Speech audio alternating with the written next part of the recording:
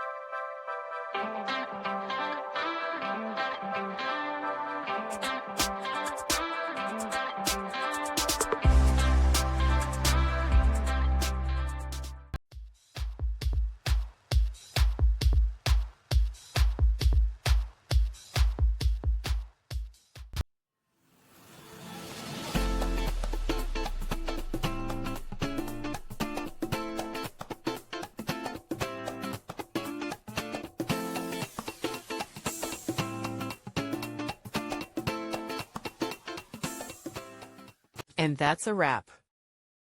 I hope you found the answer you were looking for. If you did, take a second to hit that subscribe button. It really helps out. And let me know in the comments which solution worked best for you. See you next time in the debug zone.